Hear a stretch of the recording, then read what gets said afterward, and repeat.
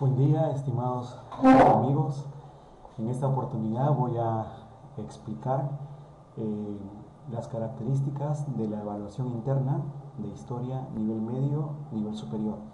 Especialmente me voy a enfocar en la sección 1. Todos sabemos que la investigación histórica tiene tres secciones. La primera, identificación y evaluación de fuentes. La segunda, la investigación, y la tercera, la reflexión. Cada una de ellas tiene sus características en particular. La sección 1, la sección 1, la identificación y evaluación de fuentes, se divide especialmente en dos partes. La primera parte es escribir la pregunta de investigación y precisar el motivo por el cual has decidido hacer esta investigación. Luego, en los siguientes párrafos hay que analizar dos fuentes, ya sea una fuente primaria o una fuente secundaria, o ya sea dos fuentes secundarias o dos fuentes primarias. Este análisis tiene una particularidad, y eso los alumnos de bachillerato lo saben, es una de las partes más difíciles de la investigación histórica, que es justamente analizar el origen, propósito y contenido de estas dos fuentes, viendo el valor y las limitaciones. Y eso justamente se va a enfocar esta explicación el día de hoy. Luego viene la investigación con todas las fuentes recopiladas, incluyendo las dos que has seleccionado para la sección 1. Tú vas a hacer un análisis crítico, una argumentación, en el cual vas a ir mostrando las evidencias, puntos de vista, etcétera, sobre lo que estás investigando, dándole respuesta a tu pregunta. Y una novedad en esta investigación histórica es la sección 3, que es justamente de la reflexión. Reflexionar en torno a la metodología de la investigación histórica. Y es especialmente cómo los investigadores enfrentan justamente la difícil situación de poder recopilar fuentes y encontrar las fuentes apropiadas para la investigación. Bien, este trabajo interno tiene el mismo puntaje para historia a nivel medio como para historia a nivel superior. Por lo tanto, es la misma rigurosidad. No hay ninguna diferencia. En este caso, se evalúa en base a 25 puntos. La investigación histórica debe tener un límite de palabras de 2.200. No puedes pasarte de las 2.200 palabras, y sí puede haber un mínimo. Yo generalmente recomiendo a mis alumnos que deben ser entre 1.900 a 2.200 palabras. Cada sección tiene sus puntajes. La sección 1, 6 puntos. La sección 2, 15 puntos. Esta es la parte más importante. Por eso es que aquí el número de palabras sugerido por los expertos IB es de 1.300 palabras. Y la sección 3, que se evalúa en base a 4 puntos. Como ustedes pueden ver, se sugiere una cantidad de palabras para cada sección. Aquí viene lo más importante, creo yo, porque es el primer paso que un alumno debe dar para desarrollar su investigación histórica. Si tú no tienes bien claro cómo vas a investigar, si tú no te pones en el lugar del historiador, en realidad no vas a poder darte cuenta de la variedad de recursos que vas a tener a tu alrededor para poder hacer una investigación. Porque a tu alrededor todo es historia. Una casa tiene historia, una casona más historia, una iglesia, un mausoleo, un resto arqueológico, una persona tiene historia. Entonces, tienes diferentes formas de poder desarrollar tu investigación, o diferentes tipos. Acá el IB nos recomienda 3 tipos, que son los más usados. En primer lugar, un tema histórico, que es el más común, y que se investiga en base a una gama de fuentes. Estas fuentes son escritas o no escritas. Una variedad de fuentes en base a un tema histórico. A muchos chicos, por ejemplo, les gusta un tema del siglo XX. Por ejemplo, un tema enfocado en torno al nazismo alemán, por ejemplo, que es lo que a los alumnos les encanta. Entonces, dentro del nazismo alemán hay se puede subdividir en diferentes temas y seleccionar uno de ellos y luego simplemente empezar a buscar fuentes, historiografías, fuentes primarias, recopilarlas y en base a eso hacer una investigación. Otra forma es que podemos hacer un tema histórico basado en un trabajo de campo. Cuando yo les decía que en nuestra propia ciudad tenemos diferentes espacios que son historia, que han marcado la historia de tu lugar, de tu región, de tu país y del mundo. Entonces, y estos lugares han sido favorecidos porque finalmente los expertos han rescatado las evidencias y las han puesto, por ejemplo, en un museo, ¿no? O la misma evidencia se ha convertido en un sitio arqueológico, o en un campo de batalla, o un lugar de culto, por ejemplo, ¿no? En España, eh, cuando los moros, los musulmanes, llegaron hasta esta zona, pues empezaron a cambiar la estructura arquitectónica de España y construyeron las famosas mezquitas. Entonces, hoy en día, un alumno de España puede hacer una investigación en torno a una mezquita que está cerca a su casa. O ustedes aquí en Perú, quizás una iglesia que está cerca a tu casa. Algún edificio histórico, la gente que vive en Lima, por ejemplo, en Miraflores, puede investigar el edificio donde se dio la explosión en Tarata, por ejemplo, durante el ataque de Sendero Luminoso entre los años 80 y 90. En realidad hay una variedad de temas históricos que podemos usar basado en el trabajo de campo, ¿ok? Esa es la particularidad, un trabajo de campo. Y por último, un tema de historia local. Nosotros miramos a nuestro alrededor y todas las personas tienen historia. Y dentro de estas personas pues se encuentran personajes ilustres de tu ciudad, grandes literatos, soldados que fueron conmemorados por alguna acción valerosa, algún político, algún alcalde del pasado que hizo grandes obras, etcétera. Vamos a tener diferentes historias. Una mujer que aportó mucho, ya sea a la política, a la educación, a la cultura, y que generó cambios radicales en el género, por ejemplo, o personas que pagaron con su vida, lamentablemente, los abusos de autoridades, etcétera. Cada una de estas personas o grupos de personas pueden servirte como parte de tu investigación.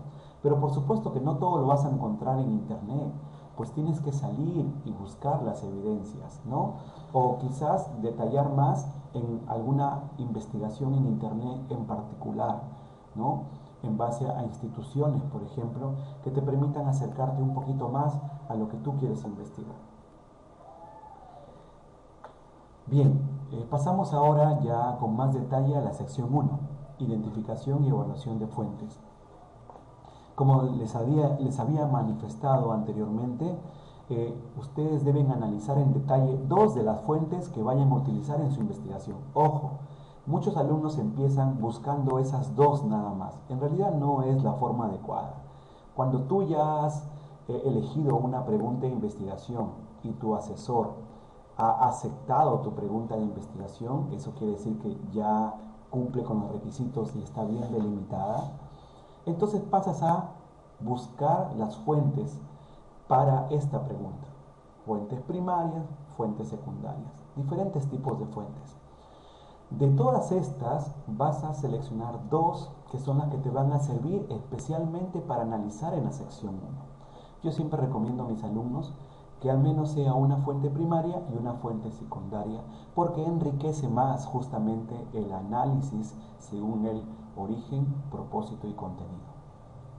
Entonces, los pasos para la sección 1 es, primero, formular claramente la cuestión que has decidido investigar en forma de pregunta. Luego, ofrecer una breve explicación de la naturaleza de estas dos fuentes. Ojo, es importante saber la naturaleza de las fuentes. Todos los maestros de bachillerato en historia, para desarrollar la sección 1 o en todo caso la evaluación interna, primero han compartido o han trabajado con ustedes con recursos sobre la naturaleza de las fuentes. Diferentes tipos de fuentes, documentos, discursos, memorias, etc. libros, biografías, diferentes tipos de fuentes que se han venido analizando a lo largo del primer y segundo año del diploma en base a su naturaleza. Eso es necesario seguir revisando. No podemos dejar de lado esos documentos cuando estamos elaborando la sección 1. No, esos documentos tienen que estar a la mano, tienen que estar en tu escritorio para que tú puedas siempre chequear y tomar en cuenta en base a la fuente que en ese momento estás analizando. Y reconocer si según su naturaleza las fuentes, estas dos fuentes que has escogido, son pertinentes con la pregunta de investigación. Hay que tener mucho cuidado en ese aspecto. Y por último, pues analizar detenidamente estas dos fuentes, y para esto existe una metodología, como les decía anteriormente. Hay que considerar el origen, propósito y contenido, y se analiza según el valor y las limitaciones de estas dos fuentes, las cuales voy a explicar con más detalle más adelante. Ahora, por supuesto, el primer paso es formular claramente la cuestión que has decidido investigar, ¿no es cierto? La pregunta que has decidido investigar. Yo les recomiendo siempre hacer un ejercicio cuando formulamos la pregunta de investigación, hacer este ejercicio. ¿Qué concepto involucra tu pregunta de investigación? Todos sabemos que existen 6 conceptos en historia, y estos 6 conceptos de alguna forma se han venido trabajando cuando con el maestro se ha practicado con un determinado tema estos conceptos. Debes haber recibido la guía de historia, donde en la parte final se detalla una explicación de cómo trabajar estos conceptos. Se dan recomendaciones al alumno sobre estos conceptos. Por tanto, es importante, es necesario darle la importancia debida a estos conceptos claves. Y son 6, como ustedes pueden ver: cambio, continuidad, causa, consecuencia, importancia y perspectiva. No necesariamente deben estar involucrados los 6 conceptos en tu pregunta de investigación. Es suficiente con un concepto, pero es importante que lo tengas bien claro, porque te va a ayudar a darle el procedimiento a tu investigación histórica y que siga ese paso verdaderamente. Si tú estás presentando una pregunta de investigación donde vas a analizar y evaluar las causas de un hecho, no te puedes salir de ese contexto. No puedes desarrollar en la sección 2 las consecuencias del hecho si tu pregunta está enfocada al concepto causa. Imposible. No podrías, te estarías equivocando en ese aspecto.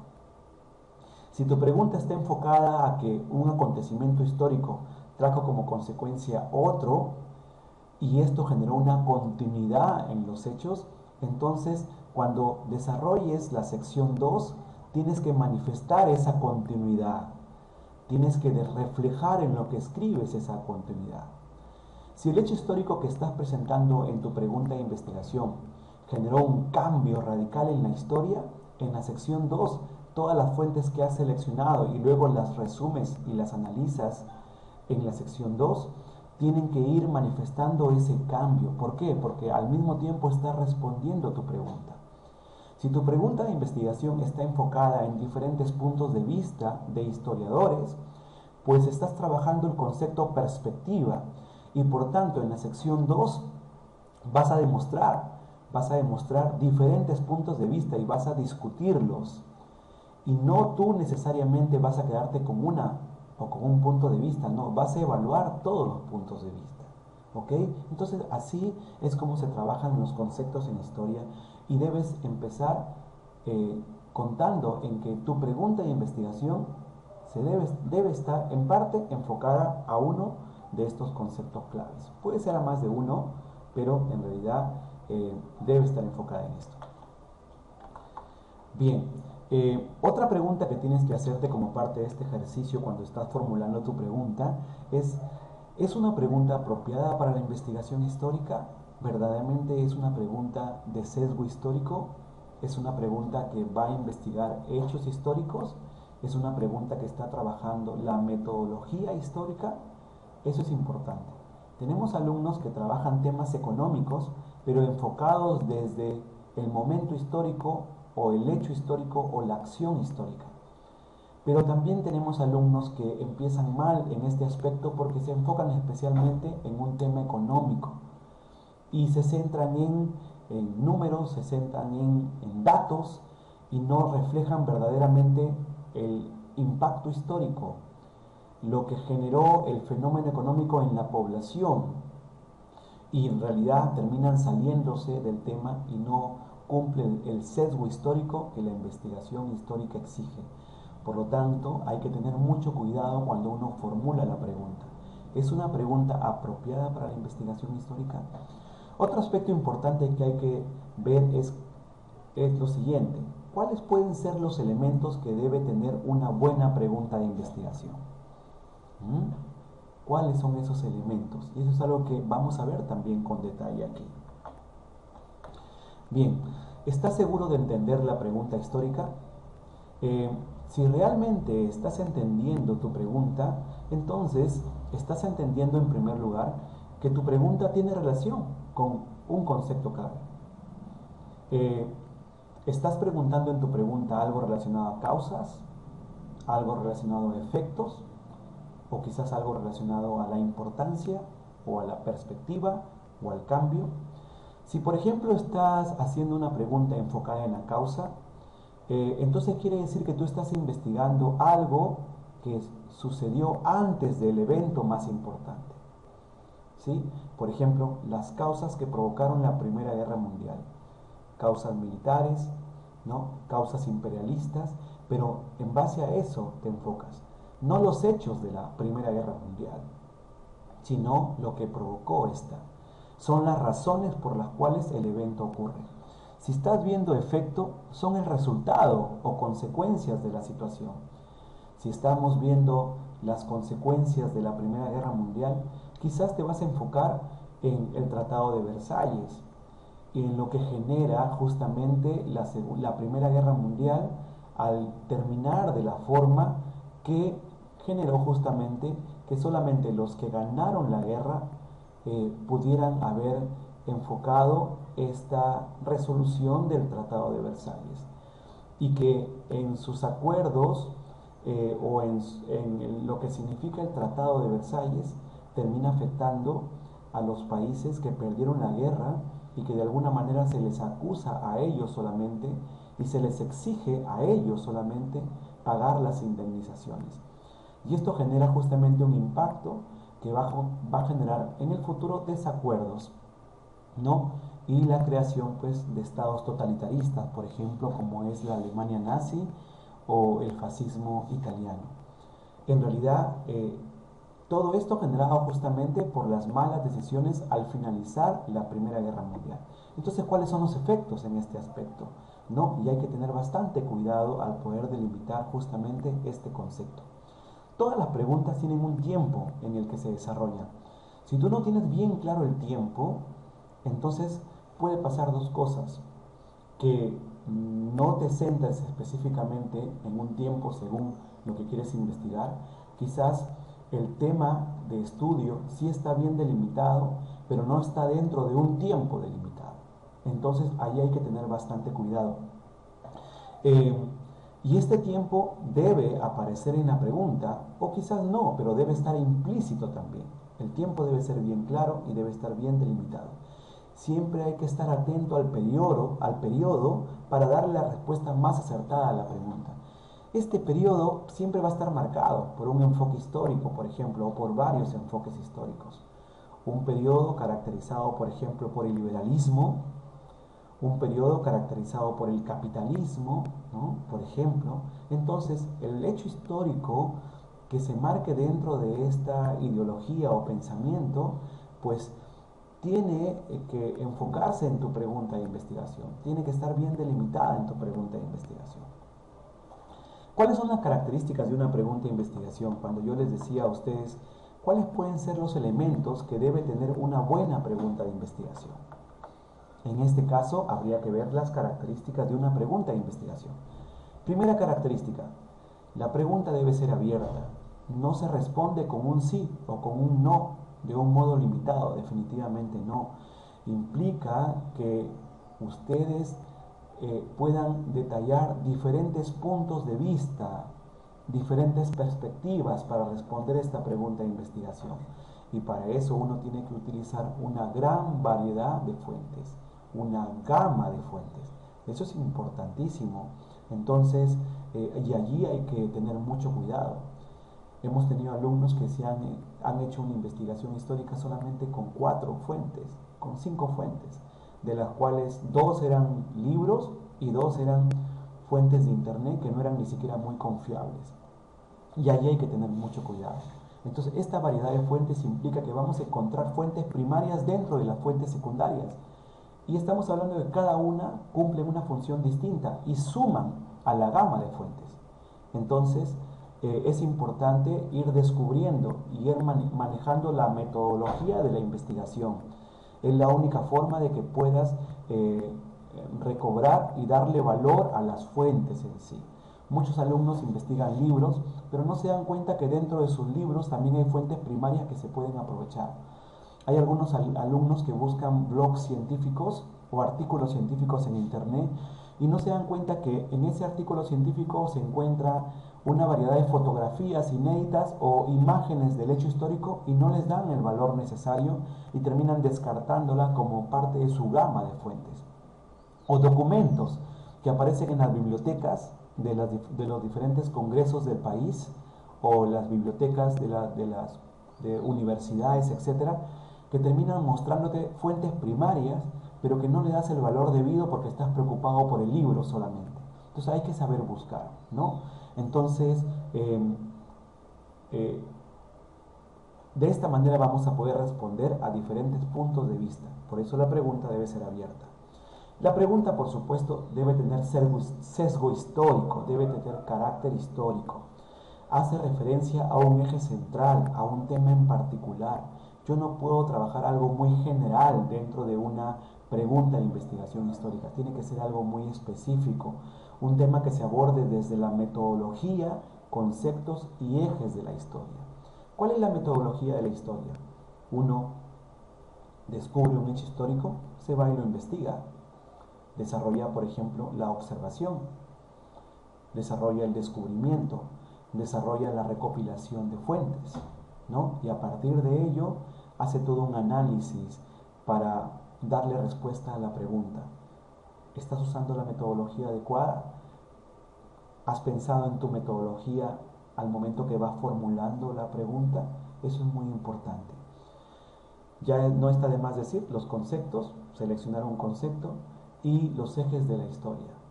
Es importante que estos ejes de la historia estén dentro de un tiempo histórico, dentro de un hecho histórico, ¿no? Dentro de un suceso histórico que haya sido de tu localidad, haya sido de tu país o de algún lugar del mundo y que haya marcado un tiempo.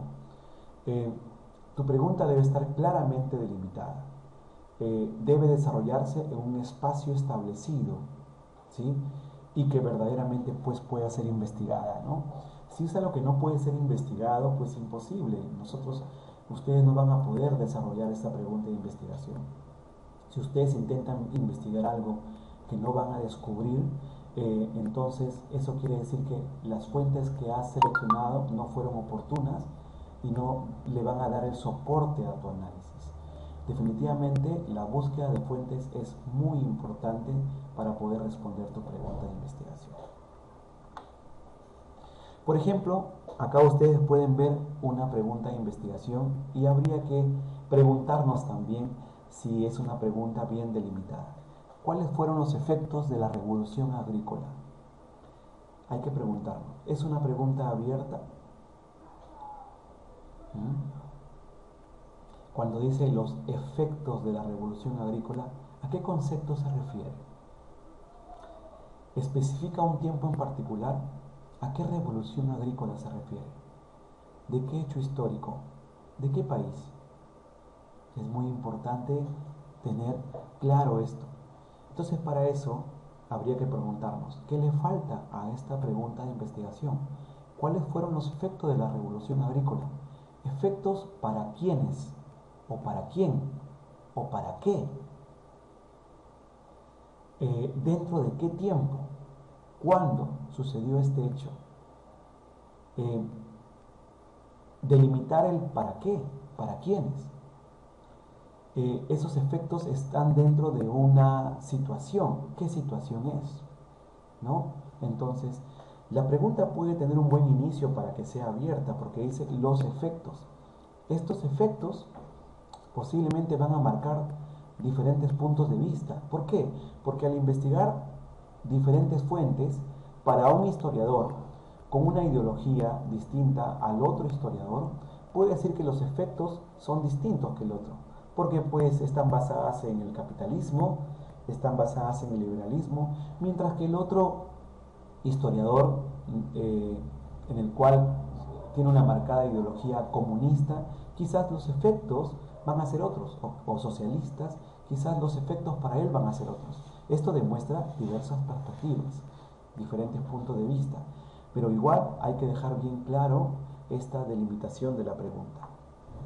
Para eso, una forma de abordar justamente esta pregunta es utilizando esta matriz de preguntas. Con ella pueden generar las preguntas que desean y plantearse a sí mismos sobre el tema elegido, ¿no? Entonces, si la pregunta dice, ¿cuáles fueron los efectos de la revolución agrícola? Entonces, ¿quiénes están involucrados en este efecto? ¿Quién es el personaje? Hay que pensar en eso. ¿O quiénes son los personajes? Porque vamos a encontrar personas que van a estar involucradas en este hecho histórico. El suceso histórico no sucede por la situación. El suceso histórico sucede porque las personas en sus acciones generaron un cambio en la historia, generaron una acción que provocó un nuevo hecho en la historia. Entonces, ¿quiénes están involucrados? Ahora, cuando sabemos quién está involucrado, tenemos que preguntarnos qué hizo esta persona. Si ya sabemos quién es, un militar, un político, un hombre, una mujer, etc., ¿qué hizo? ¿Sí? ¿Hasta dónde lo que hizo marcó, generó un cambio?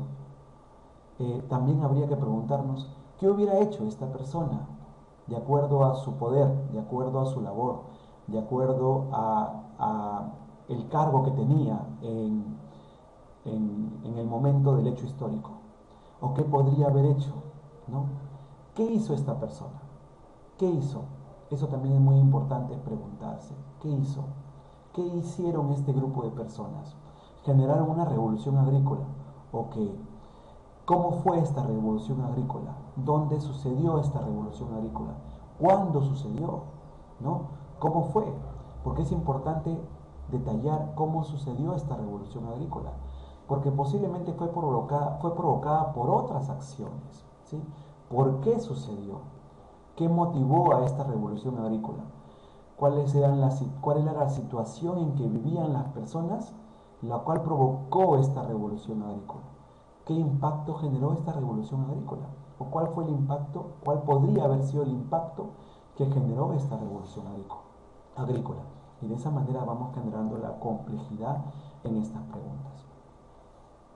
Bien,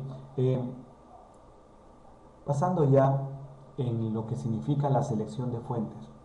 Ya les había manifestado, tenemos que seleccionar diferentes tipos de fuentes, fuentes que permitan justamente analizar el análisis con más detalle, por eso es que usamos historiografías, ¿no? Y el análisis de fuentes primarias, seleccionar fuentes de diferentes épocas, ¿no? Fuentes de diferentes países de origen, fuentes de diferentes corrientes de pensamiento. Los profesores siempre aconsejamos que si el tema es de Europa, tenemos que buscar fuentes en otro idioma. Entonces, simplemente no nos vamos a quedar con buscar fuentes en español, pues definitivamente los escritos posiblemente van a ser de la literatura española o de la literatura latinoamericana. Pero si el hecho es europeo, pues podemos investigar fuentes en las bibliotecas del país donde sucedió el hecho, Alemania, Italia, Francia, etc. Tenemos que recurrir ahora con la internet, que tiene una gran variedad de recursos, pues podemos aprovechar esos recursos. Entonces tenemos que buscar en el idioma según el tema histórico que estás investigando. Las corrientes de pensamiento. Si es una investigación histórica del siglo XVII, ¿cuáles fueron las corrientes de pensamiento de esa época? Si es del siglo XX, ¿cuáles fueron las corrientes de pensamiento de esa época? Por ejemplo, si es un tema de la Edad Media, pues se pueden seleccionar temas árabes o israelíes. ¿Por qué? Porque pues estuvieron involucrados en la historia de la Edad Media, ¿no? Si estamos hablando, por ejemplo, del tiempo del Imperio Bizantino, definitivamente las fuentes árabes van a estar involucradas y simplemente buscamos fuentes en español y no buscamos fuentes de países relacionados con el mundo islámico. Y ahí vamos a encontrar una variedad de fuentes. Entonces hay que ingeniarse en ese aspecto para poder seleccionar las fuentes apropiadas. También tenemos que encontrar fuentes opuestas. Si yo estoy investigando, por ejemplo, la guerra con Chile, no me puedo quedar solamente con fuentes históricas del Perú.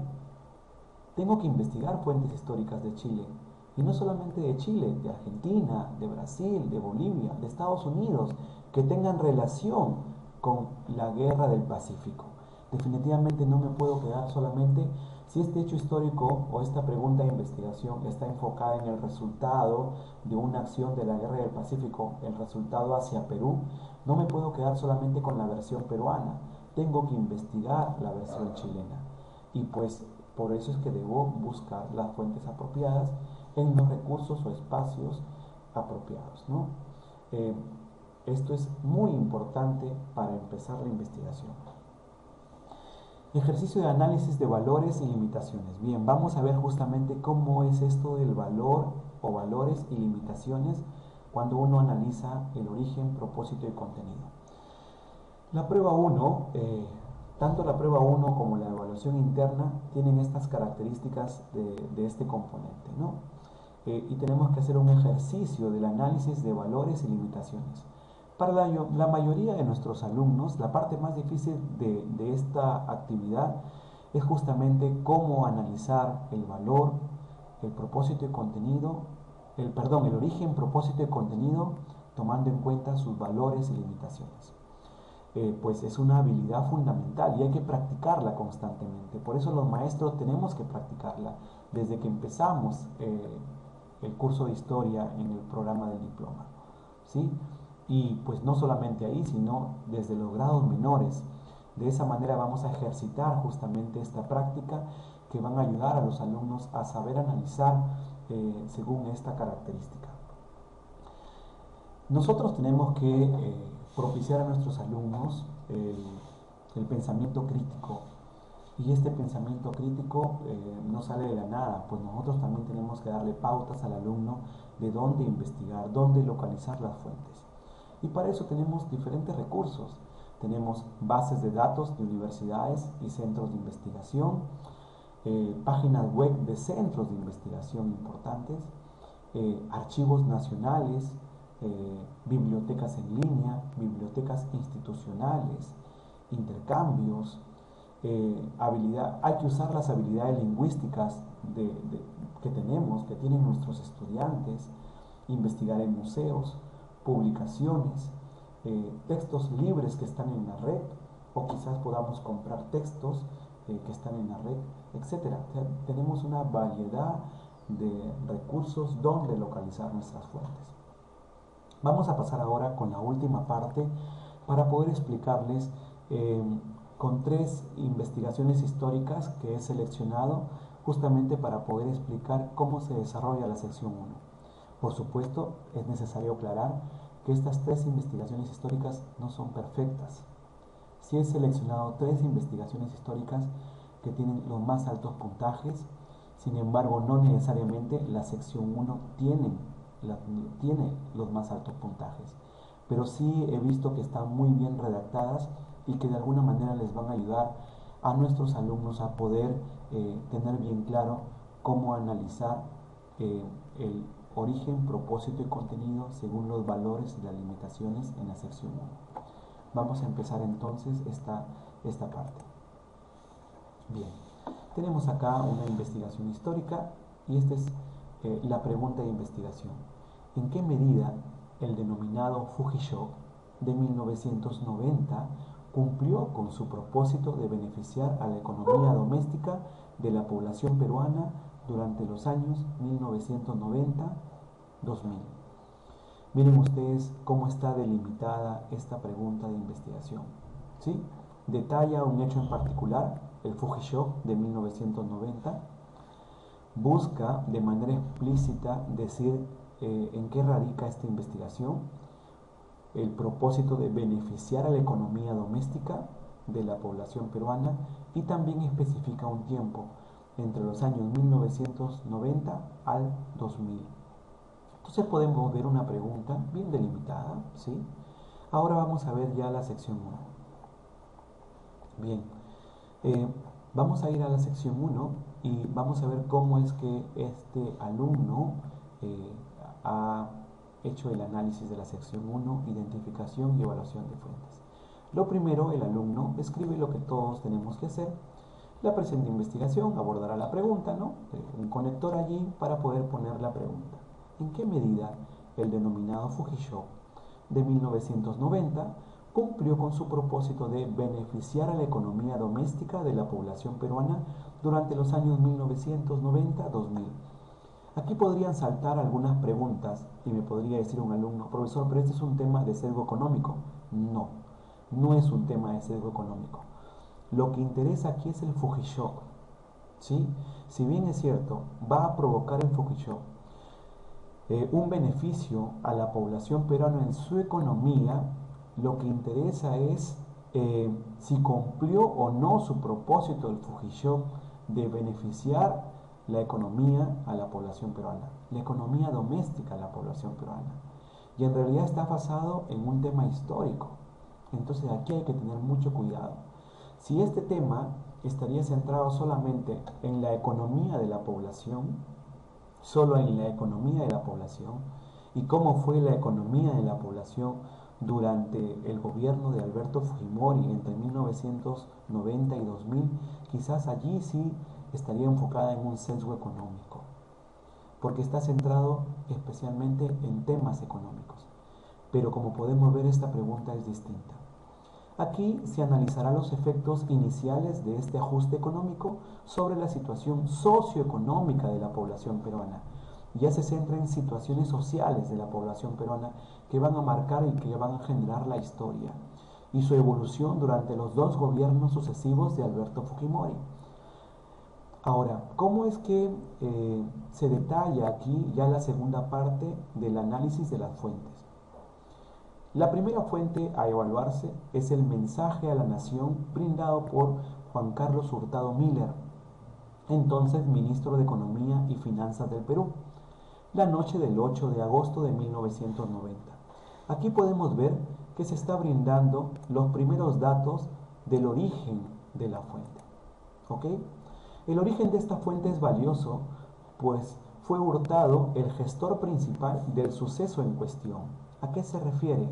Justamente a esta acción que es el famoso Fuji-Shock, ¿no es cierto? El Fuji-Shock fue anunciado desde la televisión, ¿no? O desde los medios de información por Juan Carlos Hurtado Miller. Entonces, esto es lo que está usando como fuente, ¿no? Este alumno, el mensaje a la nación. Es una fuente primaria muy importante. Entonces, el origen de esta fuente es valioso, pues fue Hurtado el gestor principal del suceso en cuestión, junto al presidente Fujimori. Por ende, su conocimiento del tema es total y relevante. Por supuesto, era el ministro de Economía, es el que se presenta a dar el anuncio, el mensaje, y es el que de alguna manera ha hecho el estudio principal. Quizás tiene muchos asesores o tenía muchos asesores a su cargo, pero él, como es parte de este grupo y es también el experto en el tema, pues definitivamente esto hace que cobre valor el origen de la fuente. Es relevante. Sin embargo, el carácter oficialista de la fuente, porque no podemos dejar de lado que Hurtado Miller es el ministro de Economía del gobierno de turno, del gobierno fujimorista. Por tanto, todos sabemos muy bien que este personaje tiene una ideología en particular. ¿sí? Entonces es importante darnos cuenta de eso. Entonces es de carácter oficialista y es también esto sería una limitación, pues proviene de una gestión gubernamental cuya corrupción fue develada por distintos estudios en esta década. Después de unos años se descubre justamente la corrupción que tenía este gobierno en el cual estaba involucrado Hurtado Miller, inclusive en el momento en que éste daba su mensaje, los cuales resaltaron la falsificación frecuente de cifras oficiales y trae abajo prácticamente este mensaje a la nación, y esto es una limitación. De igual manera, la presión del pueblo condicionó a Fujimori y a Hurtado, quienes, nuevos en el cargo, requerían del apoyo popular, que tenían que manifestar ellos en una situación de crisis del país, para mantener ese apoyo popular que fue muy común en el gobierno de Fujimori. Si se dan cuenta, este alumno está detallando la limitación y no solamente se está quedando con una idea, sino que esta idea le explica y luego manifiesta otra idea más. Muchos alumnos explican de manera muy limitada la limitación, valga la redundancia, ¿sí? Se quedan en la idea y no dicen el cómo, y en realidad es muy pobre. Cuando hablamos de limitación, la mayoría de escritos de los alumnos son muy pobres. Para eso hay que mirar el todo, hay que mirar desde diferentes puntos de vista como este alumno lo está haciendo. Este alumno se está fijando en algunos aspectos. En primer lugar, para hablar de la limitación, se está fijando en el oficialismo. Entonces reconoce que el oficialismo tiene una idea o un punto de vista distinto a la oposición, a los miembros del gobierno que están en contra de este sistema, ¿no? O a la prensa que está en contra de este sistema, o al pueblo que está en contra de este sistema. También vamos a encontrar gente que está a favor, ¿no? Y que está a favor del oficialismo, pero también vamos a encontrar gente que está en contra. Si el oficialismo tiene sus propias características, tiende siempre a brindar la información de acuerdo a lo que el gobierno quiere para el país. Y aquí puede ocultar muchas cosas, y este alumno lo reconoce, ¿no? Aparte que detalla que después se descubre corrupción, como todos lo sabemos, y por tanto aquí prácticamente se descubre esta limitación. Pero también el alumno detalla otra limitación importante. ¿Cuál es? Que justamente era necesario ganarse al pueblo, ganarse el apoyo popular. Era una característica del gobierno de Fujimori y lo vemos desde sus primeras campañas a través de su partido político de Cambio 90. Y lo vamos a ver a lo largo de sus gobiernos, inclusive porque todos nos enteramos que manipuló la prensa, por ejemplo, compró la prensa, ¿no? Entonces, de alguna manera, lo que Hurtado Miller tenía que decir frente a cámaras en este mensaje, definitivamente, no solamente iba a decir en qué iba a consistir este Fujishow, que fue llamado así más adelante por la prensa y quedó en la historia, sino que también tenía que decir algo que de alguna manera no iba a alarmar a la población y al mismo tiempo iba a seguir recibiendo el apoyo popular que era tan característico en este gobierno. Entonces el alumno reconoce justamente estas limitaciones. Pasemos al propósito. El propósito del mensaje fue justificar ante el país el shock económico e informar sobre las consecuencias inmediatas de este y sus beneficios a largo plazo, de modo que la población tomase precauciones y evitase el desorden masivo. El mensaje definitivamente es lo que ellos quieren que el pueblo sepa. El mensaje, de alguna manera, de la fuente o el propósito de la fuente es cómo quiero que llegue a la población, cómo quiero que reaccione la población. Y de alguna manera, el gobierno lo que está haciendo es justificar este Fujishow, ¿sí? Esto es lo que vamos a hacer, estas son las medidas que vamos a plantear. Y por lo tanto, este mensaje deja muy claro esto, ¿no? Y que la población tome precauciones al respecto, porque Hurtado Miller lo dice, ¿no? Lo dice. Entonces, este propósito es valioso, explica y justifica este ajuste económico que él presenta, ofreciendo un pronóstico de la evolución del mismo a favor del cumplimiento de sus objetivos. Por lo tanto, aquí está el valor de la fuente. Ahora, es importante reconocer su limitación. Esto se ve limitado por el mismo impacto del mensaje sobre la nación peruana, pudiendo haber sido sesgado intencionalmente a fin de mantener el orden público. Definitivamente salta la pregunta, ¿qué tan real iban a ser estos ajustes? Si verdaderamente el impacto económico iba a ser como Hurtado lo estaba manifestando, si las acciones que estaban planteando eran verdaderas o detrás de ello habían otras acciones que le iban a hacer daño a la población, si hablamos de que había corrupción detrás. Entonces, pues definitivamente este mensaje es sesgado, ¿no? Porque intenta mantener el orden público. Yo no voy a alarmar a la población ante un mensaje.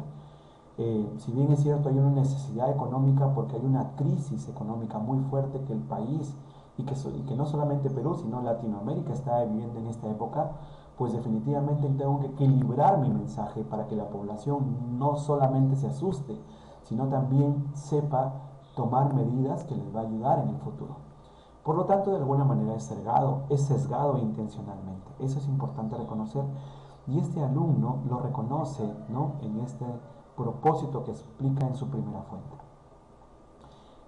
Vamos a explicar ahora el contenido. En cuanto al contenido de la fuente, es valioso pues corresponde a la información oficial gubernamental en torno a las políticas económicas implicadas en el ajuste. El contenido, pues, el alumno tiene que darse cuenta cuál es la información que hay, ¿sí? No importa la cantidad de información que tiene la fuente, tú la vas a resumir y la vas a decir, bueno, esto es lo que contiene en torno a información la fuente. Y eso hay que explicarlo con tus propias palabras en esta parte. Hay alumnos que a veces se olvidan del contenido, quizás adrede, no es que se olviden, sino que como no manejan muy bien, no lo escriben, pero no podemos perder esta oportunidad de poder usar nuestra inteligencia para poder explicar también el contenido. En cuanto a lo que yo estoy detallando en esta investigación, es valioso, pues corresponde a la información oficial gubernamental. Exacto, el alumno trata de decir, bueno, esta es la información que brinda Hurtado Miller en este mensaje. Este mensaje brinda esta información, que son las políticas económicas, el ajuste y por supuesto ofreciendo una opinión contemporánea del hecho, de alguna manera. No obstante, ya acabo de decir el valor, y está bien, no obstante la limitación yace en que el contenido brindado sobre las consecuencias del shock no trasciende de simples pronósticos económicos. Es verdad, es un mensaje que se da de las medidas que se van a tomar después, ¿sí? Es un contenido de lo que se va a hacer, mas no sabemos cómo va a suceder, ¿no? Entonces no sabemos si van a trascender o no. ¿Por qué? Porque esta fuente que he elegido es el mensaje antes del Fujishoku. Que bien es cierto, la fuente es confiable porque la dice el mismo ministro de Economía. Sin embargo, no hay pronósticos económicos.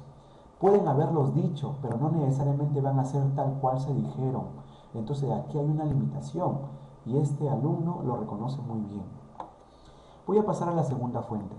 La segunda fuente a analizar es una caricatura política. Y miren ustedes, es también una fuente primaria, ¿no? Este alumno utilizó dos fuentes primarias en este tema histórico. Intitulada del autor Carlos Pérez, Solrak, publicada en la revista de humor político Monos y Monadas el 9 de agosto de 1990. El origen de esta fuente es valioso, pues la revista se caracterizó por reflejar la opinión popular sobre los eventos políticos en el país. Claro, hacer una caricatura es una mofa política, ¿es cierto? Y por lo tanto va a tratar de expresar no necesariamente lo que dice, lo que quiere manifestar la prensa. La prensa generalmente es el cuarto poder. Y el cuarto poder justamente lo tiene la prensa gracias a que la prensa ve lo que la gente dice, la prensa ve lo que la gente siente y lo transmite a través de sus noticias, a través de sus fuentes, a través de sus periódicos. Entonces, en este caso, esta caricatura política está mostrando lo que justamente la gente, la población siente. Entonces, es valioso porque refleja la opinión popular sobre los eventos políticos en el país, por lo cual puede afirmarse que captura el desconcierto social inmediato. Por supuesto, después del Fujishoku, eso es lo que manifestó el pueblo, un desconcierto, y se traslada o se transmite a través de esta caricatura política, advirtiendo sobre la situación socioeconómica del país.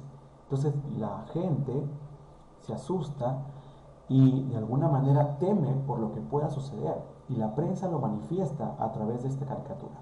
Y ese es el valor, según justamente el valor según el origen. Sin embargo, la fecha de publicación, y ojo, el origen no solamente es la caricatura, hay que ver varios aspectos, ¿no? Hay que ver la naturaleza. Y dentro de esa naturaleza no solamente vamos a ver el autor, sino también vamos a ver la fecha, cuándo se hizo esta caricatura, y esta va a influenciar en el valor o la limitación del origen. Por lo tanto, la fecha de publicación es una limitación, pues no le permite al público obtener una visión evolutiva de la percepción nacional conforme al paso de los meses y el progresivo efecto del ajuste. Exacto, es una caricatura, se manifiesta en un determinado tiempo, el 9 de agosto de 1990, pero no necesariamente es lo que va a suceder más adelante. Y al paso de los meses las cosas van a ir dándose y van a ir cambiando también, van a ir generando efectos, y pues la caricatura no nos ayuda en eso, por lo tanto es una limitación, ¿no? Es una percepción, la caricatura muestra una perspectiva, pero es un punto de vista. Pueden haber otros caricaturistas que pueden haber manifestado otra perspectiva, no necesariamente la misma visión que muestra este personaje, este caricaturista. Por lo tanto, aquí hay una limitación, según su origen. Veamos el propósito. El propósito es ilustrar de forma satírica la incertidumbre producto del ajuste. Es valioso porque busca mostrar la situación inicial para poder evaluar el impacto social. La sátira política entra a tallar aquí, y hay una incertidumbre producto de este Fujishoku, y eso es lo que manifiesta este medio, de lo que rescata, de lo que está viviendo la población. Lo hace a manera de burla, lo hace a manera de sátira, pero eso es lo que manifiesta la población en ese momento. ¿Cuál es el impacto que va a vivir la población al darse estas medidas drásticas económicas?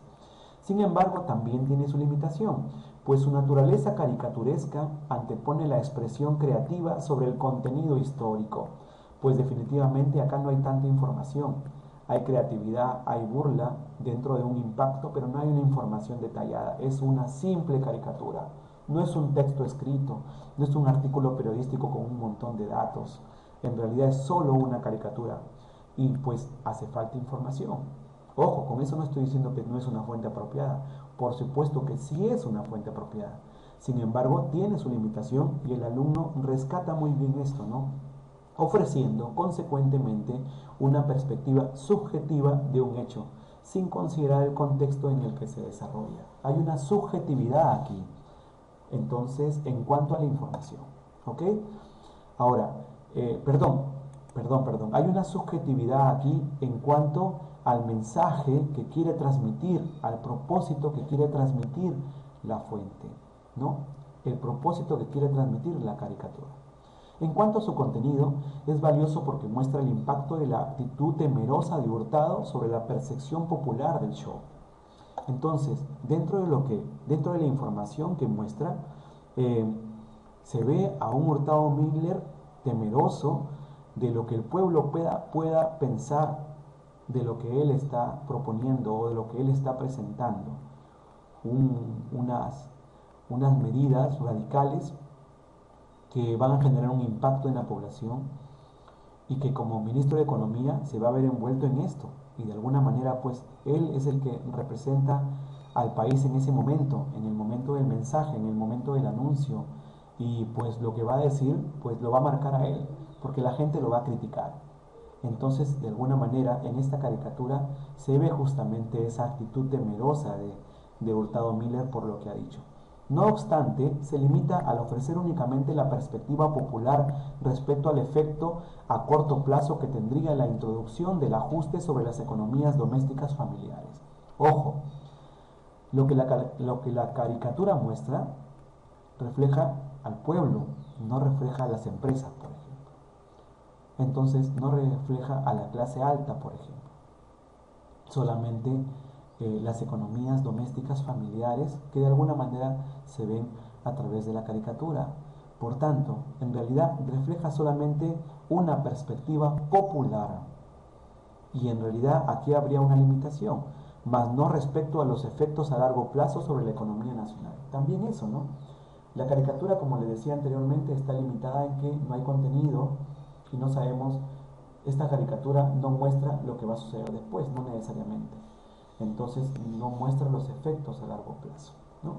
Entonces aquí podemos ver justamente en esta investigación histórica, en esta sección 1, cómo es que este alumno ha desarrollado una explicación.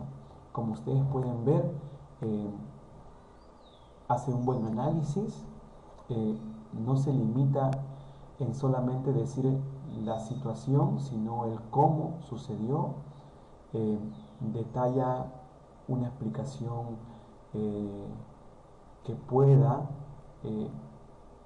explicar la, ¿cómo les digo? Una situación que pueda detallar el impacto que pueda generar el valor y la limitación de la fuente. Tanto la primera fuente, que es el mensaje a la nación, como la segunda, que es la caricatura política, ambas fuentes primarias, en el análisis se utilizan con detalle para ver su valor y limitaciones. Y el alumno lo manifiesta porque encuentra situaciones que sin una búsqueda tan detallada no se podría manifestar. Muchos alumnos intentan dar los mínimos en esta explicación y no echan a volar su imaginación. No ponen en tela de juicio los diferentes contextos en que sucedió el hecho. Y eso hace que cierren su mirada a otras cosas que pueden suceder y que marcan valores y limitaciones. En este caso, este alumno intenta justamente marcar con mayor detalle valores y limitaciones. Si bien se extienden limitaciones, que no es muy común porque la mayoría más se extienden en valores, esto es bueno. Vemos un alumno que se extiende en limitaciones y eso es importante rescatar. ¿Ok? Entonces, estimados alumnos, eso es lo que justamente yo les quería explicar sobre el proceso de la investigación histórica y lo que significa la evaluación interna. Estaré poco a poco ayudándolos, no solamente a nuestros alumnos, sino también a los maestros, en lo que significa la sección 1 de la evaluación interna. Eso ha sido todo y muchas gracias.